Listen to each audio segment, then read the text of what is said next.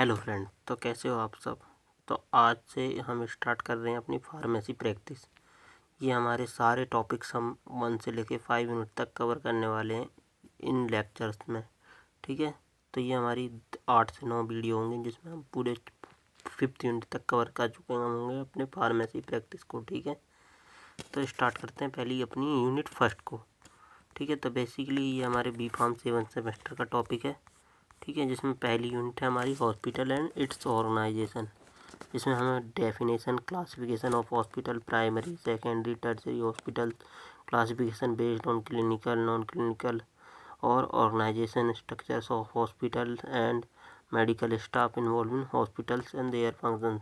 तो मतलब first unit जो है वो हॉस्पिटल्स के ऊपर है। उसमें hospital pharmacy, adverse drug reactions, फिर कम्युनिटी फार्मेसी, इन सबको पढ़ना है। ठीक है, तो स्टार्ट करते हैं अपनी पहली यूनिट को। तो फर्स्ट यूनिट से कुछ इंपॉर्टेंट क्वेश्चंस क्या क्या आते हैं कि 5 और 5 मार्क्स में आते हैं। कभी कभी what is allergic reaction, various types of reporting, ADR, suggest some method for their effective management. ठीक है, देन सेकंड क्वेश्चन आता है classify hospital and explain organisation structure of hospital, then describe the retail and wholesale drug store. ठीक है, ये question हमारे आते हैं। ठीक है, तो स्टार्ट करते हैं अपने इस यूनिट को। कभी कभी 2 मार्क्स में पूछ लेता है एडीआर क्या है, टीडीएम क्या है। ठीक है, scope and application of function of hospital pharmacy. ठीक है, explain genetically determine toxicity, responsibility of hospital pharmacist. ठीक है, तो फर्स्ट यूनिट है हमारी हॉस्पिटल एंड इट्स ऑर्गेनाइजेशन। ठीक है, तो हॉस्पिटल एंड इट्स ऑर्गेनाइजेशन में पहले डेफिनेशन, फिर क्लासिफिकेशन ऑफ हॉस्पिटल जिसमें हमें primary, secondary and tertiary hospital के बारे में जानना है। ठीक है, then classification based on clinical, non clinical. ठीक है, तो सबसे पहले समझते हैं हॉस्पिटल होता क्या है। तो बेसिकली हॉस्पिटल क्या है, एक तरह का ऑर्गेनाइजेशन है जहाँ पे क्या होते हैं, डॉक्टर्स होते हैं, नर्सेस होती हैं, पेशेंट होते हैं, फार्मासिस्ट होते हैं। तो उस ऑर्गेनाइजेशन में क्या होता है, पेशेंट का हर तरीके से इलाज होता है, हॉस्पिटल वो होता है। तो यही यहाँ पे डेफिनेशन लिखी हुई है। पहला है hospital and the definition, hospital the word derived from Latin word hippo, hospes. Hospes means क्या होता है, होस्ट या guest. So hospital is the institute और place that provide medical and surgical treatment and nursing care for sick and injured patients को लिए क्या provide करता है, इंस्टीट्यूट होता है या पैलेस होता है जो प्रोवाइड करता है मेडिकल एंड सर्जिकल ट्रीटमेंट। ठीक है, वहाँ पे मेडिसिन भी मिलती हैं, सर्जरी भी होती है एंड नर्सिंग केयर भी होती है फॉर सिक और इंजर्ड पीपल्स के लिए। तो वो क्या कहलाता है, हमारा हॉस्पिटल्स कहलाता है। ठीक है, तो और एन इंस्टीट्यूट दैट बिल्ट और diagnosis disease for patient treatment of sick और इंजर्ड। ठीक है, तो एक इस तरह का इंस्टीट्यूट जो बना होता है डायग्नोसिस करने के लिए डिसीज़ को और patient treatment of sick and injured for their care during treatment process. ठीक है, जो भी इंजर्ड पेशेंट मतलब होता है उसकी केयर करते हैं। ठीक है, तो ये हमारे क्या है, फार्म। देन उसके बाद आता है क्लासिफिकेशन ऑफ हॉस्पिटल। तो हमारे सिलेबस में भी दे रखा है कि हमें किस किस बेसिस पे क्लासीफाई करना है। पहला on the basis of care. ठीक है, तो क्लासिफिकेशन ऑफ हॉस्पिटल में hospital are classified on the basis of based on level of care. तो 3 लेवल ऑफ केयर होता है। पहला होता है प्राइमरी हॉस्पिटल, दूसरा होता है सेकेंडरी हॉस्पिटल और तीसरा होता है टर्सरी हॉस्पिटल। जो प्राइमरी हॉस्पिटल होता है, दीज आर दो hospital which contain less than 100 beds that provide minimal health care and preventive care. ठीक है, जैसे लोकल, रूरल और अर्बन हॉस्पिटल। ठीक है, लोकल रूरल मतलब छोटे जो प्राइमरी हॉस्पिटल्स होते हैं, आपने देखे होंगे गाँव वगैरह में होते हैं। ठीक है, तो वो हॉस्पिटल्स होते हैं। ठीक है, सो दीज आर दो जिसमें 100 से कम बेड हो, ऐसे हॉस्पिटल होते हैं हमारे प्राइमरी। देन होते हैं हमारे सेकेंडरी हॉस्पिटल जिन्हें हम मीडियम हॉस्पिटल भी बोलते हैं। ठीक है, मीडियम हॉस्पिटल ऐसे हॉस्पिटल जिनमें 500 बेड से कम होते हैं। ठीक है, लेस देन 100 और 500 बेड के बीच में होते हैं। तो दो hospital more than content 100 bed but less than 500 bed. तो the hospital are medium size city और फॉर डिस्ट्रिक्ट लेवल। जैसे डिस्ट्रिक्ट हॉस्पिटल हो गया, कम्युनिटी हेल्थ सेंटर हो गया। ठीक है, CHC हो गया।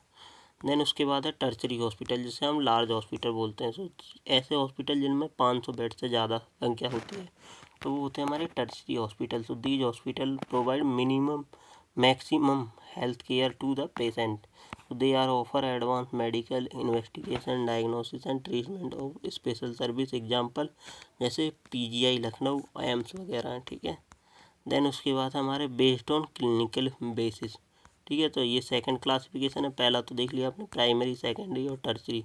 प्राइमरी में हमारे लोकल, रूरल, अर्बन जिनमें 100 से कम बेड हों। सेकेंडरी 100 से 500 बेड हों, ठीक है। देन टर्सरी हमारे लार्ज वाले 500 से अधिक बेड वाले, ठीक है। Then based on clinical basis, based on clinical basis में हमारे होते हैं, पहला होता है स्पेशलाइजेशन और मेडिसिन के बेसिस पे, जिसमें हमारे INT मतलब आई नोज ट्रीटमेंट वाले, ठीक है। हाँ, जिसमें दूसरे eye hospital, ophthalmic, orthopaedic hospital और किडनी हॉस्पिटल।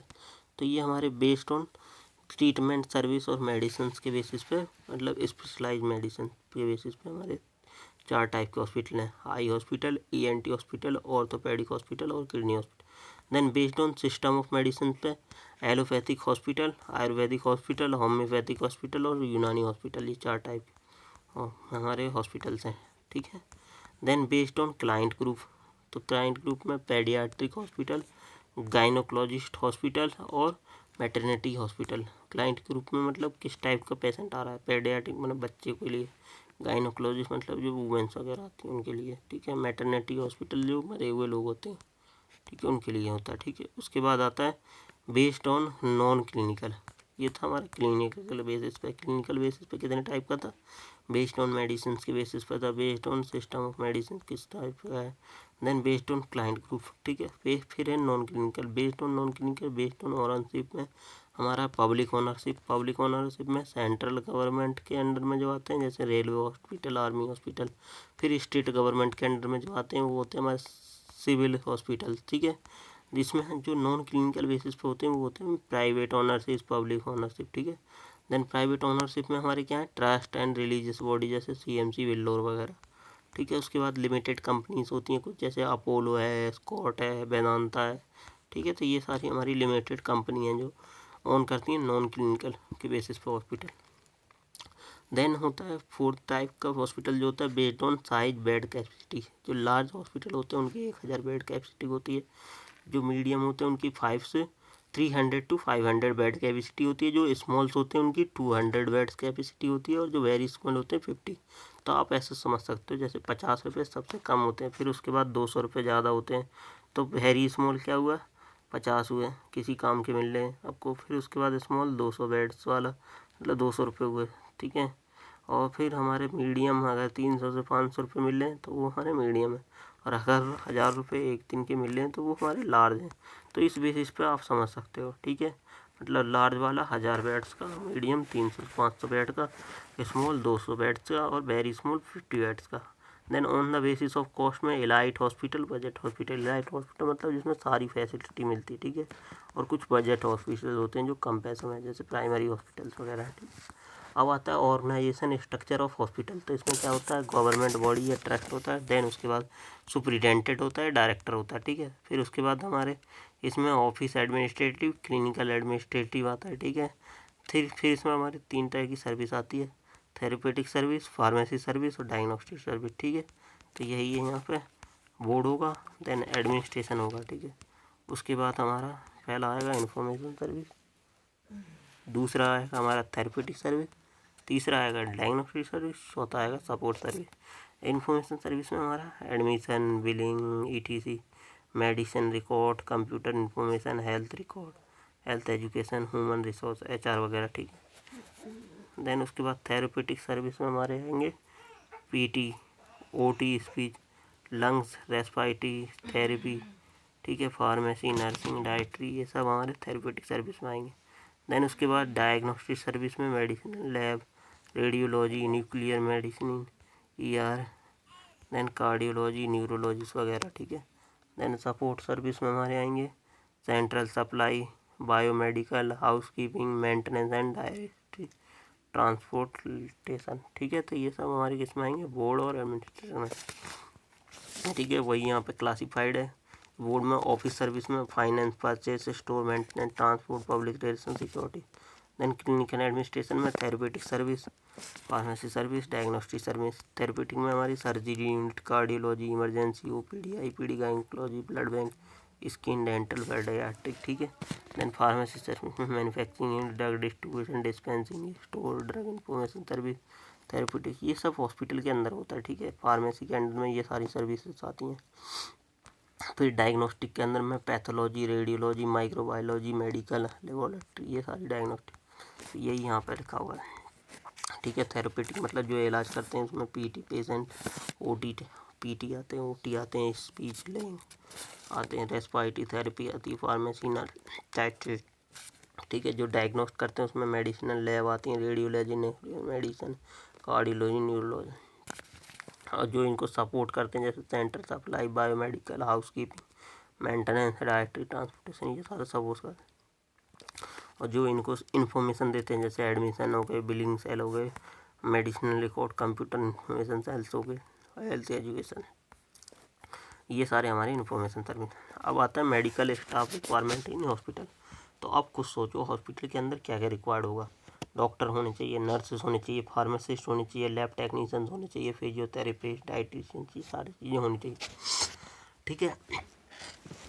तभी हमारा एक हॉस्पिटल चलता है इनकी वजह से, ठीक है। और सबसे ज़्यादा सपोर्टिंग स्टाफ होने चाहिए, ठीक है। तो medical staff requirement in hospital, तो बेसिकली क्या क्या है, डॉक्टर्स हैं, नर्सेस हैं, फार्मासिस्ट हैं, लैब टेक्नीशियन हैं, फिजियोथेरेपिस्ट, डाइटिशियन है और सपोर्टिंग स्टाफ। पहले आते हैं डॉक्टर्स। तो बेसिकली डॉक्टर्स क्या होते हैं, play important role in hospital. They examine the symptoms of patient and analyse the test and prescribe medicine, ठीक है। तो ये पेशेंट को एनालाइज करते हैं और उसको मेडिसिन प्रिस्क्राइब करते हैं, ठीक है। और ये prescribe medicine for treating the disease and injury in the patient, ठीक है। तो जैसे इसमें स्पेशलिस्ट होते हैं cardiologist, neurologist, surgeon, physician, junior doctors वगैरह होते हैं, ठीक है। देन आते हैं हमारी नर्सेस। नर्सेस क्या होती है, nurses play important role in care of patient by managing their physical need, preventing disease and treating health condition. So they administrate drug in patient and support advice then. तो nurses basically क्या करती हैं, physical need जो भी patient की होती है उसे दवाइयाँ चाहिए, केयर जो भी पेशेंट केयर होती है, manage their physical, preventing disease and treating health conditions को में ट्रीट करती हैं। तो they administrate drug into patient and support advice then आते हैं उसके बाद pharmacist. Pharmacist play important role in compounding, dispensing of drug to the patient. They also provide information to the patient regarding to the dose and drug uses of drug, ठीक है। Then उसके बाद आते हैं लैब टेक्नीशियन। तो basically आप खुद ही सोचो कि लैब टेक्नीशियन क्या होता है, आपकी रिपोर्ट लेता है लैब टेक्नीशियन, देन उस रिपोर्ट आपका ब्लड लेता है, फिर उसकी टेस्टिंग करता है। तो lab technician are responsible for diagnosis of disease, ठीक है। तो बेसिकली जो भी डायग्नोसिस काम होता है वो लैब टेक्नीशियन का होता है। देन आता है physiotherapist. Physiotherapist help the patient in the recovery form if any injury, illness and disability में, ठीक है। देन उसके बाद डाइटिशियन होता है। Physics dietitian play important role in supporting nutritional need of patient, so it also develop by the food plan for the patient, ठीक है। तो ये हमारे डाइटिशियन का काम होता है। तो यहाँ पे हमारा जो फर्स्ट पार्ट था यूनिट फर्स्ट का वो कंप्लीट होता हुआ, ठीक है। तो हमारे hospital pharmacy and its organisation ये सेकंड पार्ट है, ठीक है। तो ये हमारा हॉस्पिटल वाला कंप्लीट होता हुआ। अब सेकंड पार्ट है इसका hospital pharmacy and its organisation. इसमें हमें क्या क्या पढ़ना है, डेफिनेशन पढ़नी है, फंक्शंस ऑफ हॉस्पिटल फार्मेसी पढ़ना, organisation structure, location, layout, staff वगैरह सब पढ़ने हैं, ठीक है। तो ये हमारी क्या है, हॉस्पिटल फार्मेसी है। तो बेसिकली अभी हमने पढ़ा हॉस्पिटल होता क्या है, एक तरह का ग्रुप होता है जहाँ पे सारे हमारे डॉक्टर होते हैं, पेशेंट होते हैं, जहाँ पे हमारी केयर होती है पेशेंट की, डिसीज ट्रीटमेंट सब कुछ होता है हॉस्पिटल के अंदर, सर्जरी वगैरह, वो क्या होता है एक हॉस्पिटल। और उसके अंदर होती है एक हॉस्पिटल फार्मेसी। तो आज उस फार्मेसी के बारे में पढ़ना है, ठीक है इसमें। तो बेसिकली हॉस्पिटल फार्मेसी होती है कि मीन इनसाइड द हॉस्पिटल, ठीक है। और फार्मेसी ये डिपार्टमेंट फॉर द कंपाउंडिंग और डिस्पेंसिंग, ठीक है। So hospital pharmacy is the department inside the hospital which deal with the compounding, dispensing and storage and distribution of drug to the patient, ठीक है। तो इसमें हमारे पहला है hospital pharmacy is control by the chief hospital pharmacist, ठीक है। Basically जो भी चीफ हॉस्पिटल फार्मासिस्ट होता है उसके द्वारा कंट्रोल की जाती है। It also concern with the education and research in the pharmaceutical service in long hospitals only, ठीक है। सो ये हमारे एजुकेशन के लिए भी होती है और रिसर्च सर्विस के लिए भी हमारी फार्मेसी होती है, ठीक है। और हॉस्पिटल फार्मेसी क्या होती है, कंट्रोल की जाती है हॉस्पिटल फार्मासिस्ट के द्वारा, चीफ हॉस्पिटल फार्मेसी। तो organisation structure of hospital pharmacy, so जो in smaller hospital the pharmacy में only have one pharmacist, one room, but larger hospital the pharmacy has division such as in-patient service, outpatient service, office for chief pharmacist. तो ये सब होते हैं हमारे large hospitals की जो फार्मेसी होती है, ठीक है। तो the chief hospital head pharmacist is the head of pharmacy, वो रिपोर्ट द हॉस्पिटल एडमिनिस्ट्रेशन। अब ये हॉस्पिटल एडमिनिस्ट्रेटर क्या होता है, हॉस्पिटल का हेड होता है, ठीक है। देन इसमें चीफ हॉस्पिटल फार्मासिस्ट होता है जो एम.फार्म किया होता है, ये एजुकेशनल क्वालिफिकेशन से, ठीक है। देन इसमें एडमिनिस्ट्रेशन में होता है जैसे पर्सनल, इन्फो, ठीक है, मेंटेनेंस, अकाउंट एंड रिकॉर्ड्स के लिए होते हैं, ठीक है। देन उसके बाद इसके अंडर में आते हैं चीफ हॉस्पिटल फार्मासिस्ट में आते बी.फार्म और डी.फार्म वाले, जिसमें कंपाउंडिंग या डिस्पेंसिंग वाले होते हैं, इन पेशेंट और आउट पेशेंट, ठीक। फिर उसके बाद आते हैं बी.फार्म एंड एम.फार्म में मैन्युफैक्चरिंग, पेरेंटल और अदर डोज फॉर्म में। देन उसके बाद आते हैं क्वालिटी कंट्रोल में, क्वालिटी कंट्रोल में हमारे रॉ मटेरियल फिनिश प्रोडक्ट के लिए, ठीक है। और उसके बाद हमारे क्या है एजुकेशन एंड ट्रेनिंग में, स्टाफ ट्रेनिंग के लिए, नर्स फार्मा के लिए, ये स्टाफ्स होते हैं हमारे स्टाफ, ठीक है, जो भी हॉस्पिटल रिसर्चर्स के लिए, प्रोडक्ट डेवलपमेंट के लिए, साइंटिफिक प्रॉब्लम्स के लिए, ठीक है। तो इसमें भी एम.फार्म और पी.एच.डी किए हुए बंदे होते हैं, ठीक है।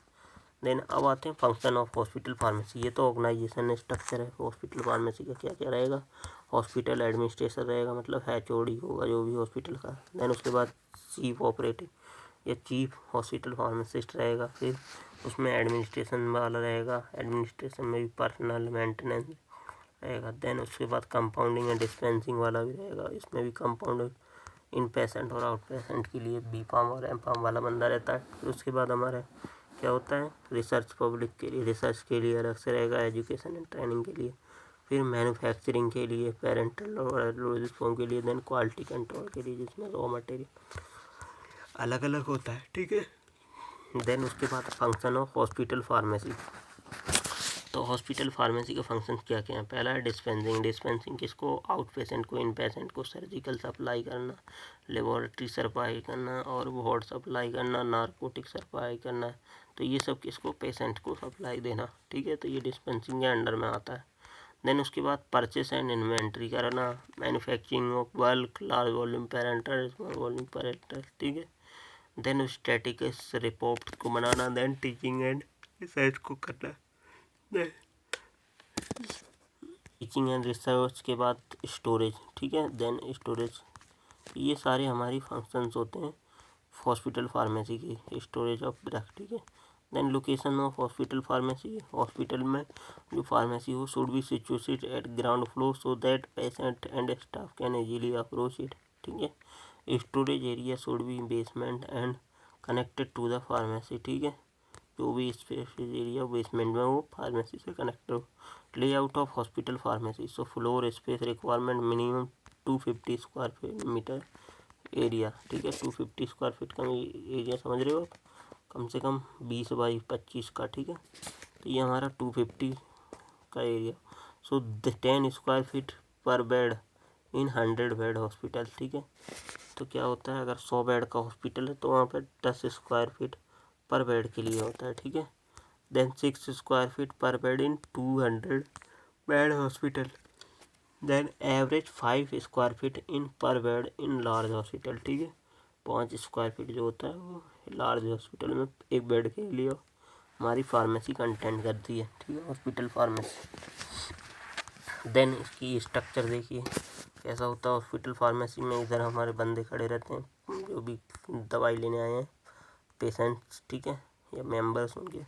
देन यहाँ पे ओपन स्पेस रहेगी, फिर यहाँ पे डिस्पेंसिंग एरिया जो अंदर से ड्रग ला के देंगे। देन यहाँ पे एसिलरी सेक्शन या एडमिनिस्ट्रेटिव सेक्शन रहेगा, जो भी सेक्शन चाहिए यहाँ पे वो रहता है, ठीक है।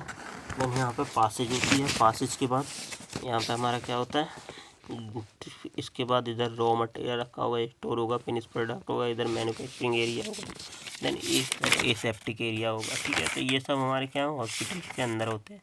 फिर उसके बाद हमारा ये हॉस्पिटल फार्मेसी कंप्लीट हुई। अब हॉस्पिटल फार्मेसी के बाद staff required in hospital pharmacy. तो basically the requirement of pharmacy staff depend on following factor. पहला, कितने उस हॉस्पिटल के अंदर bed, number of bed. Then service कौन सी दे रहा है, in patient out patient service according. It also depend on the manufacturing of drug occurring inside hospital और नॉट, ठीक है।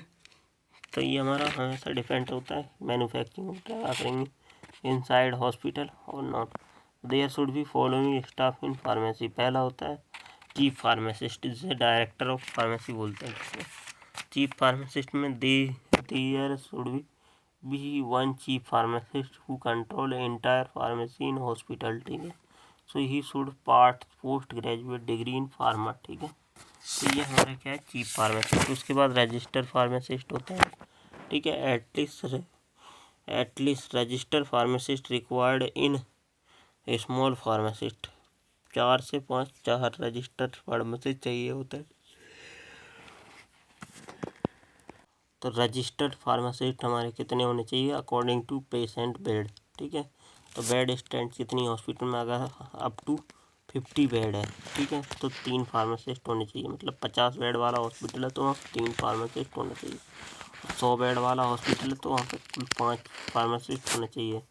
अगर 200 बेड वाला है, मतलब 200 बेड वाला है हॉस्पिटल, तो वहाँ 8 फार्मासिस्ट होने चाहिए, टोटल 8, ठीक है। देन उसके बाद अगर 300 बेड्स वाला हॉस्पिटल है, मतलब 300 बेड वाला, तो वो हमारा क्या आता है, मीडियम वाला हॉस्पिटल है, उसके अंदर 10 फार्मासिस्ट होते हैं। अगर 500 बेड्स वाला तो 15 फार्मासिस्ट होने चाहिए, ठीक है। तो ये अकॉर्डिंग टू रजिस्टर्ड फार्मासिस्ट की संख्या है।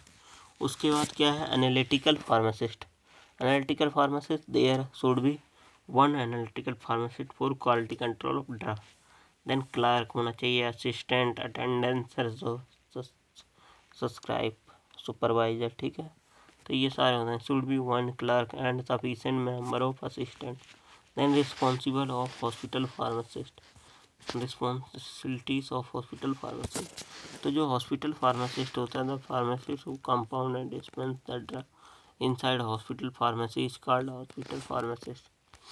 So there are following responsibility of hospital pharmacist. पहली है hospital pharmacist dispense the drug according to the prescription, ठीक है। तो इसमें जो भी हॉस्पिटल फार्मासिस्ट होता है वो drug according to the prescriptions, ये हमारा क्या होता है, आईपीडी से आता है फार्मासिस्ट के बाद, ठीक है। इन पेशेंट डिपार्टमेंट से आता है, तो वो उसको बोलते हैं प्रिस्क्रिप्शन या इंस्क्रिप्शन बोलते हैं। तो उसके द्वारा उसके पास वो फॉर्म आता है। Then ensure that dispense drug is safe और लाइट, ठीक है। Then he provide advice on drug therapy and effect of the to the patient counselling. Then he maintain the record of all supply drug, then prevention of harmful drug reaction. तो ये हमारा क्या था, structure organisation of hospital pharmacy था। Then इसके बाद ये हमारा 2 पार्ट खत्म हो गए। थर्ड पार्ट है हमारा एडीआर वाला, एडवर्स ड्रग रिएक्शन वाला, ठीक है। तो ये हमारी एडवर्स ड्रग रिएक्शन में क्या क्या पढ़ने हमें, इसमें ये नेक्स्ट लेक्चर में देखेंगे। Thank you.